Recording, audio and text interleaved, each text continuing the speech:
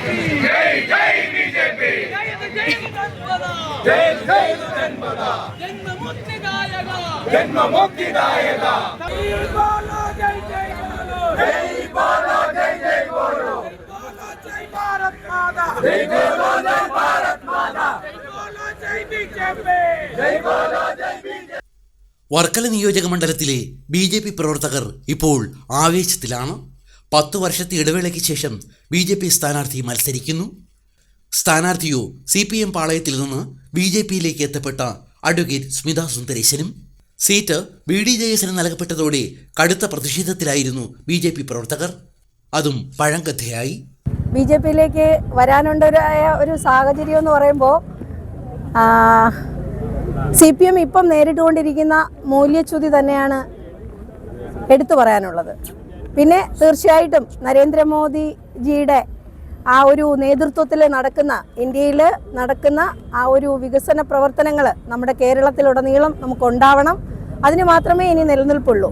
അപ്പോൾ ആ ഒരു സാഹചര്യത്തിലും കൂടിയാണ് ഞാൻ ഇതുപോലൊരു തീരുമാനമെടുത്തത്.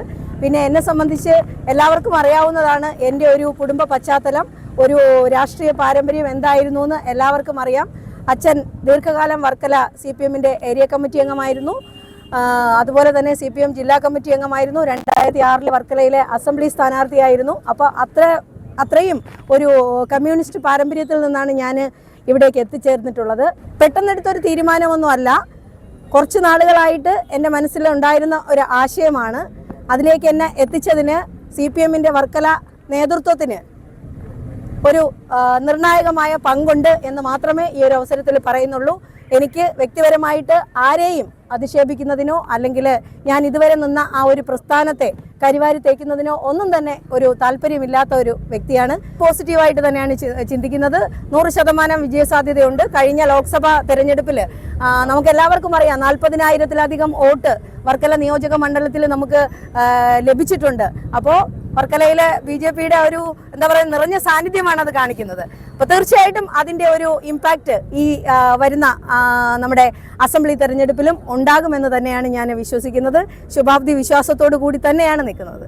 കഴിഞ്ഞ ദിവസം ഇടതുപക്ഷ സ്ഥാനാർത്ഥി അഡ്വക്കേറ്റ് V. ജോയ് പത്രിക സമർപ്പിക്കാനെത്തിയപ്പോൾ കൂടെ ഉണ്ടായിരുന്നതാണ് സ്മിത സുന്ദരേശൻ. ഇന്ന് സ്മിത സുന്ദരേശനും പത്രിക സമർപ്പിച്ചു. ചിഹ്നം താമര.